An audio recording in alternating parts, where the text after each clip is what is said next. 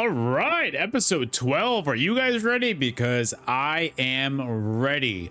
Today's episode, we're going to be focusing on how to recognize and punish overextensions. So that's going to be overextensions on the other team and also overextensions on your team as well, and how to prevent them or how to call back your allies and stuff like that. So guys, as always, I feel like we start every single video of these by saying thank you. Thank you for all of the amazing, outstanding support. I really appreciate it. If you could just do me a giant favor at this point in the video and hit that like button for me, that is all I ask right now. So basically, most players don't really lose because they're bad. I mean, some do, but they kind of lose because they overstep in a way. So let's learn how to punish that, all right? So what is an overextension? Basically, overextending is basically moving too far forward without support, cooldowns, or really purpose, to be honest. So a few common examples of that are chasing a kill into enemy territory. If you do stuff like that, well, then unfortunately, sometimes you're going to be chasing and then you're going to look behind you and you're like, oh, I don't have anybody on my team backing me up. Uh-oh. And then you're looking up and it's a 1v6 before you know it. And then you're eliminated and you're making that long walk back from spawn. And honestly, at that point, it's a little embarrassing. I don't know. Another example is kind of peeking solo before the team is ready. So a lot of times people are like, yeah, let's group up.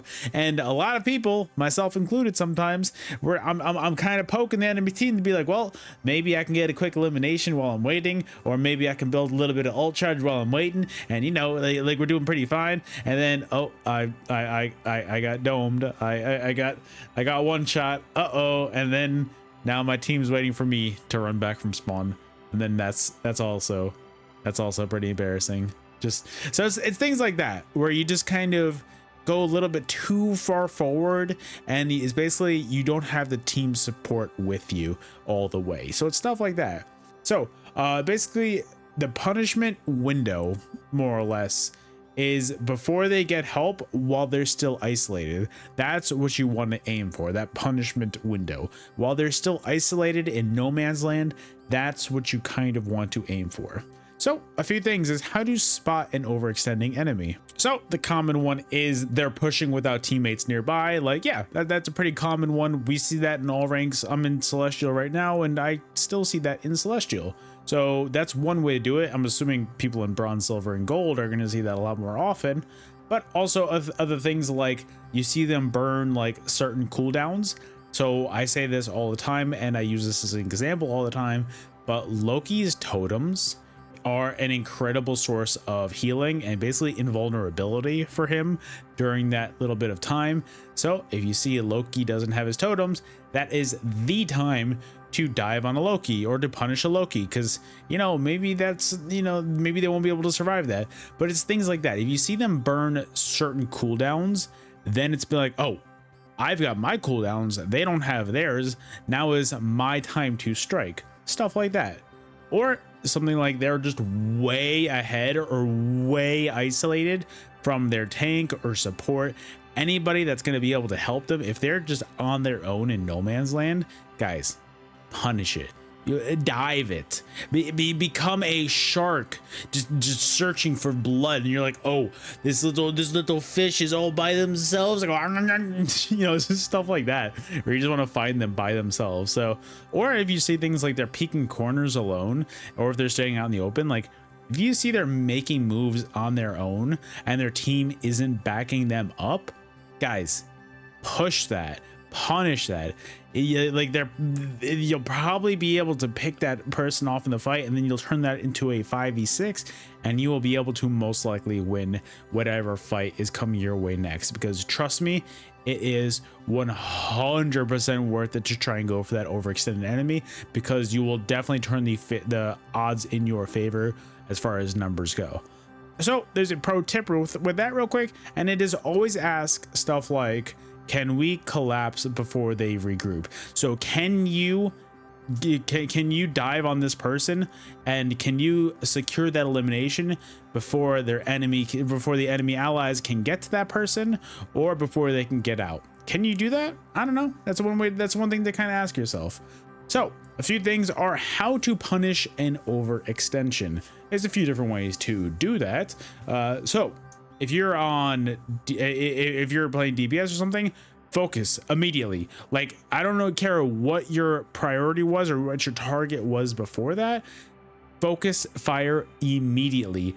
Ping or just like scream it in voice chat. Be like, this person's alone, something like that. So what you want to do is you want to use fast forms of damage, or even just a way to CC them to capitalize off of that, so that they don't have time to react. So something like, I love me my Moon Knight. So if you can hit an onk right by their feet and pump out your damage, that's a great way to go. Or something like Magic, Black Panther, Spider-Man, Psylocke, any of those dive characters, dive on them right then. Like, that is the time to do it. Or if you're on a support and you're like, hey, you don't have that kind of burst damage, call it out with either pings or in voice chat. Call it out. Be able to support your allies as they're going in, because if they can get that elimination, that makes your life easier. That's one less person in the enemy team that you need to worry about. And then you can also maybe throw some, I don't know, I feel like every single DPS in the game has, or support in the game has forms of damage as well, so you can help with that as well. I mean, you won't be able to do the most amount of damage, but if you can call it out, ping it out to your allies, and your allies see what you're looking at and dive that as well, and you jump in as well, guys, that's a free elimination. That's a free 5v6. Go for that any day of the week. So basically, there are a few ways to look at this. Overextending is a pretty bad habit that a lot of people have. Like, I do it every once in a while. I see a lot of players do it, and it's kind of one of those hard habits to break, because there's no one rule to it. You think your team's ready, you're going, but then you don't realize that there's a person diving the allies that you have in the back, and so most of the team stays behind, but you didn't get the memo and you're off charging ahead, and then the rest of the team on the enemies can just punish you. So a few ways to look at this is, players really don't realize when they're doing it. Like, they don't consciously go, most of the time, I don't think anyway, they don't consciously go, wow, I'm gonna go fight this fight 1v6. Like, no, a lot of times there's other things going on their team, and they just don't realize what's going on, and so they don't turn around to see. And if they're not talking in voice chat, they have to constantly be looking at their team, so that most players will not realize what's going on.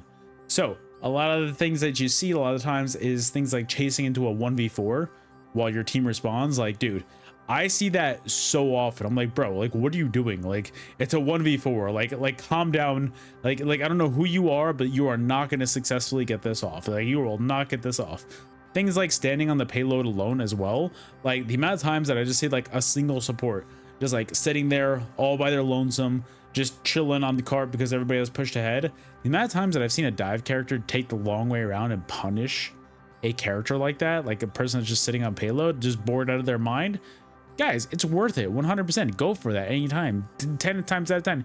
If you don't secure that elimination, you can stop that payload, and that's what really matters.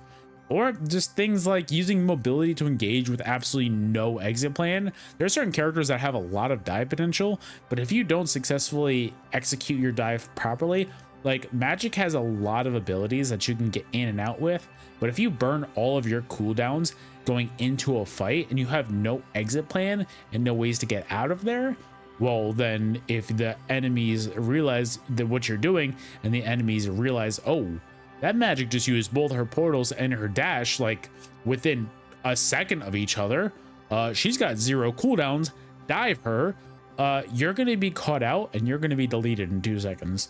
So try not to use all your cooldowns, especially your get out, like especially your exit strategy, especially your, you know, your movement abilities.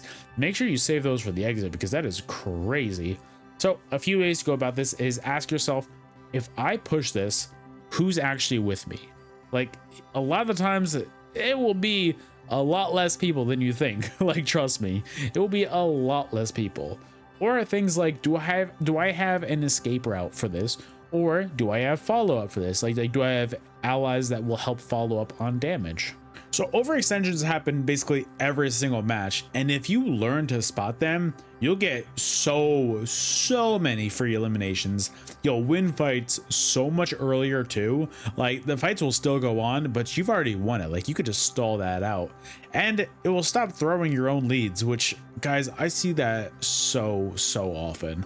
I highly recommend just thinking about all of this, being more cognizant of this, because this is something that I see in every single rank. And if you can kind of, tone it back and, overextend a little bit less, then my goodness, I promise you will be so much better of a player. It won't even be close. I promise you. So guys, I hope that you enjoyed today's episode. If you did, hit that like button for me. I know that I say that all the time. Hit that subscribe button for me. I'd really appreciate that. We're moving all along to 11,000 subscribers, which is an insane number to think about. So thank you guys so much for that.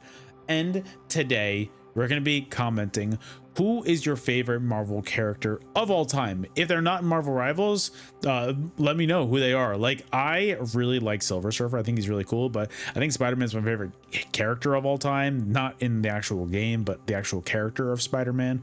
I think he's really cool. So yeah, that's just mine. So guys, I just want to say thank you so much for watching. I really appreciate you staying to the end of the video, and I will see you guys on the next video. Later.